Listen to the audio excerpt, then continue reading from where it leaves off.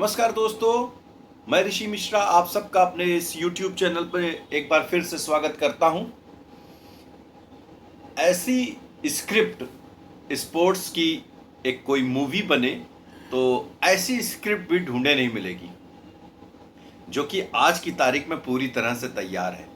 अनेक फिल्म बॉलीवुड में, हॉलीवुड में खेलों में मिलने वाले संघर्ष और सफलताओं पर बनी है, मगर जिस तरह से भारतीय क्रिकेट टीम ने 2024 का ये T20 विश्व कप जीता है, इसकी स्क्रिप्ट कमाल है, इसके करैक्टर कमाल है, उनका संघर्ष अद्भुत है, परिणाम जबरदस्त है और यहाँ इमोशन है, ड्रामा है, एक्शन है, रोमांच है, थ्रिलर है, दुख है, बहुत कुछ है।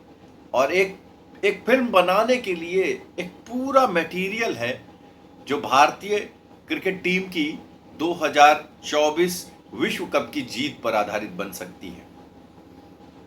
मुझे ऐसा लगता है कि देर सवेर ऐसी कोई फिल्म जरूर बनेगी जो कि इस जीत पर आधारित होगी।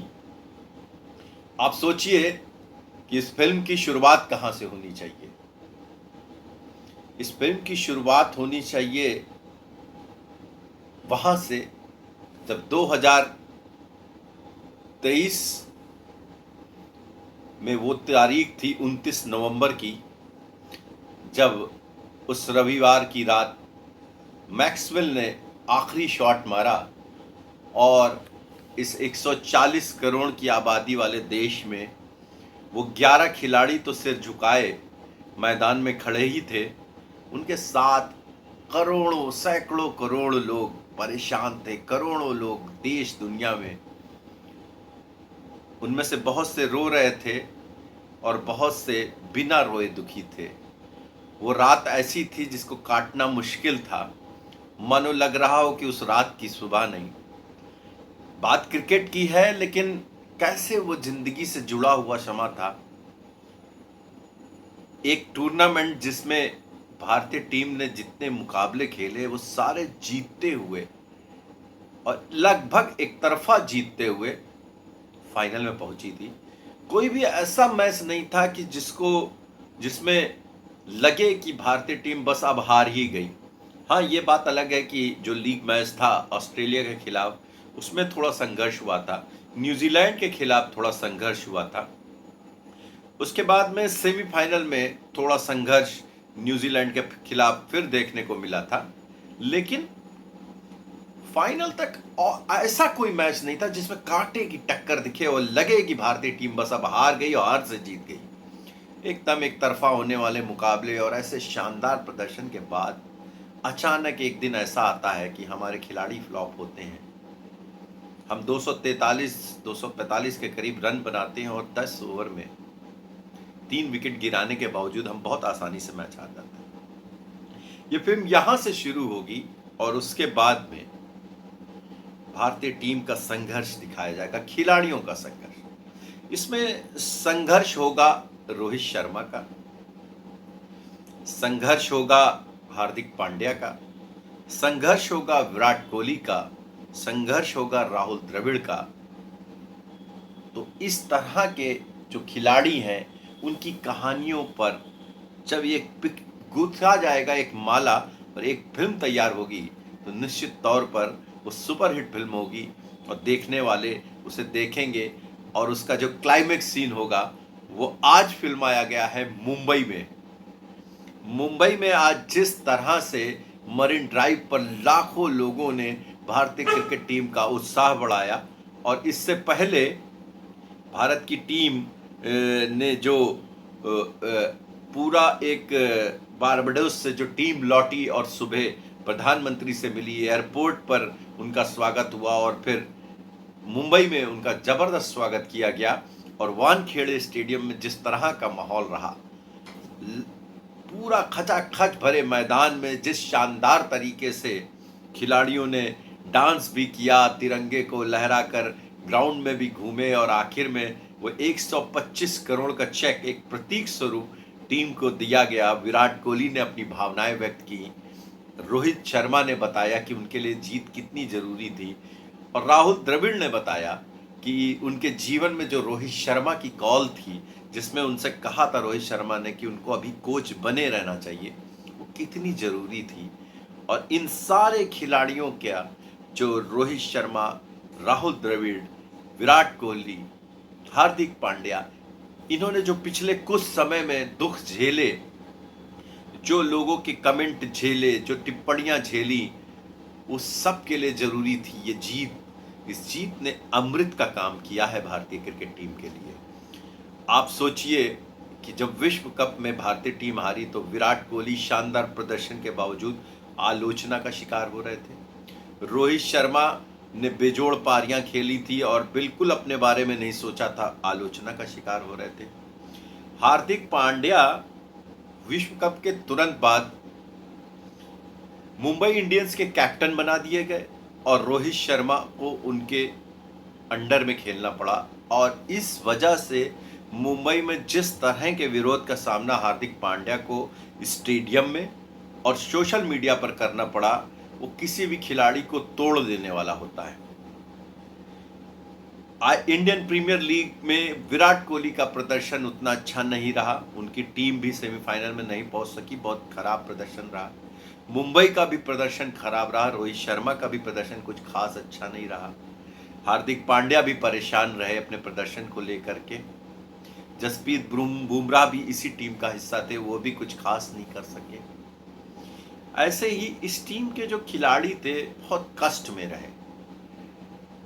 तब ये विश्व कप आया और जहां सबने एकजुट होकर के कम से कम 2 ऐसी जीतें दर्ज करी, एक फाइनल की और एक पाकिस्तान के खिलाफ, जो इस टूर्नामेंट की सबसे महत्वपूर्ण मैच थे। ये दोनों ही महत्वपूर्ण, सेमीफाइनल भी था, लेकिन जिस तरह से मैच से बाहर होने के बाद में ये जीतें हासिल की गई, ये समझ लीजिए उस पिक्चर में इन दोनों जीतों का बहुत महत्व होगा। ये खिलाड़ियों के जो संघर्ष थे, इस टूर्नामेंट में आकर किस तरह से एकजुटता से सबने प्रदर्शन किया, वो सूर्य कुमार यादव का कैच वो याद रखा जाएगा जब तक भारतीय क्रिकेट में इस वर्ल्ड कप का जिक्र होगा, उस कैच का जिक्र होगा। बिल्कुल वैसे ही जैसे 1983 में विवियन रिचर्ड का कैच कपिल देव ने लिया था, वो आज तक याद किया जाता है। शायद जिस तरह से 83 फिल्म में पहला सीन ही था जब कपिल देव विवियन रिचर्ड्स का कैच ले रहे हैं दौड़ते हुए, ठीक वैसे ही सूर्य कुमार यादव के इस कैच को भी बड़े महत्व के साथ इस फिल्म में दिखाया जाएगा। कोई मुझसे कहेगा तो मैं ज़रूर कोशिश करूंगा इस फिल्म की एक स्क्रिप्ट लिखने की, लेकिन जो भी लिखेगा अच्छा लिखेगा और एक बहुत शानदार मूवी बनेगी। और मेरी इच्छा है कि इस जीत पर एक फिल्म बननी चाहिए और ये सारे किरदार वहाँ मौजूद हैं। यहाँ पे पत्नियों का भी रोल बहुत महत्वपूर्ण है, वह चाहे जसप्रीत बुमराह की पत्नी हो, वह चाहे विराट कोहली की पत्नी हो, वह चाहे रोहित शर्मा की पत्नी हो, सभी का रोल बड़ा महत्वपूर्ण है। किस तरह से रोहित शर्मा की पत्नी उनको गले लगा रही थी जीत के बाद और कैसे कैसे समय में उन्होंने उनका साथ दिया, किस तरह से विराट कोहली वीडियो कॉल करके जीत के बाद अपनी पत्नी से बात कर रहे थे, अपने बच्चों को समझा रहे थे कि वो रो नहीं रहे हैं और कोई परेशानी वाली बात नहीं है। ये सारे इमोशन जब पिरोए जाएंगे तो अद्भुत दृश्य होगा। कुल मिला के ये तो बात एक फिल्म की स्क्रिप्ट की थी, मगर आज जो कुछ मुंबई में देखने को मिला उसकी वह कल्पना से परे है। वो दुनिया के किसी भी देश के लिए गर्व का विषय हो सकता है। इस तरह से अपने नायकों के समर्थन में जब सड़क पर भीड़ जुटती है, मुंबई ऐसे व्यस्त शहर में जहां लोगों के पास में समय नहीं है, वहां लोग समय निकाल कर दोपहर 3 बजे से वानखेड़े स्टेडियम में जमा रहे। रात लगभग 9:30 बजे तक ये सिलसिला चलता रहा और खिलाड़ियों ने भी बारबडोस से थकान भरी यात्रा के बाद अपना पूरा दिन इस आयोजन को दिया और प्रधानमंत्री नरेंद्र मोदी से भी मुलाकात की और फिर मुंबई तक की भी यात्रा करी और फिर ये थका देने वाला पूरा सिलसिला रहा, लेकिन किसी के चेहरे पे कोई थकान नहीं दिख रही थी। सब खुश थे, आंखों में खुशी के आंसू भी नजर आ रहे थे और युवा से लेकर के जो टीम के सीनियर मोस्ट प्लेयर थे सब एंजॉय करते हुए नज़र आ रहे थे। और दुआ करता हूँ कि ऐसे जीत जो उन सैकड़ों लाखों युवाओं को प्रेरणा देगी, जो आने वाले समय में ना केवल क्रिकेट बल्कि कोई और भी खेल खेल रहे होंगे, हॉकी हो, फुटबॉल हो, टेनिस हो, बैडमिंटन हो, ऐसा कोई भी खेल, एथलेटिक्स में वो हो, उनको प्रेरणा लेनी चाहिए। भारतीय क्रिकेट टीम 83 में से पहले कोई बहुत पैसे वाला बोर्ड नहीं था ये। यहाँ जब 25,000 के प्रति खिलाड़ी इनाम देने का ऐलान हुआ था तो सब दंग रह गए थे। ये बोर्ड इसने खुद अपनी कार्यक्षमता को प्रदर्शित करते हुए प्रोफेशनल तरीके से पैसे कमाए हैं, और उन पैसों को न केवल अपने वर्तमान खिलाड़ियों, अपने युवा खिलाड़ियों, अपने घरेलू इंफ्रास्ट्रक्चर, बल्कि अपने बुजुर्ग खिलाड़ियों को भी मासिक पेंशन और उनके स्वास्थ्य का ख्याल रख के ये बीसीसीआई बहुत शानदार काम कर रहा है। इवन महिला और पुरुष क्रिकेट की मैच फीस बराबर कर दी गई है। तो इस तरह से जो बीसीसीआई खुले मन से अपने खिलाड़ियों पे पैसा खर्च करता है, उसका परिणाम मिलता है।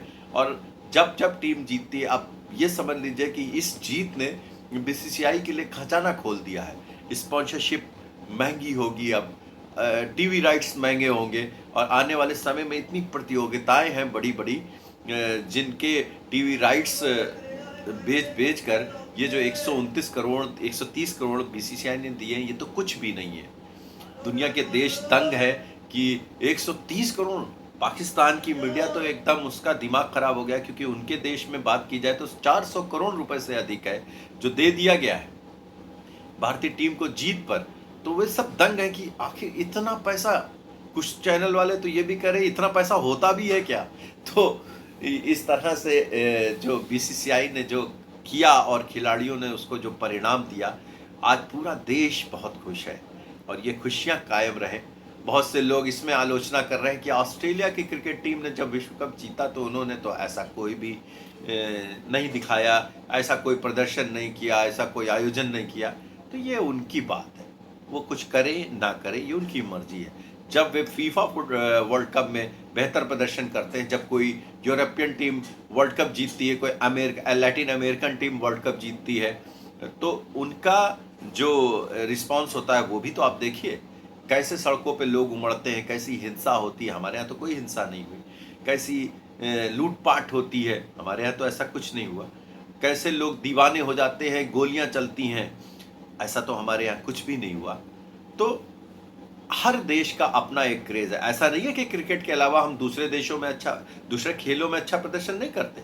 हमने जेवलिन थ्रो में गोल्ड लिया, हमने पिछले ओलंपिक में ब्रॉन्ज मेडल हॉकी में लिया, बैडमिंटन में हम समय समय पर विश्व कप स्तर की प्रतियोगिताएं जीतते रहे, लॉन टेनिस में हमने अनेक ग्रैंड स्लैम जीते भारतीय खिलाड़ियों ने।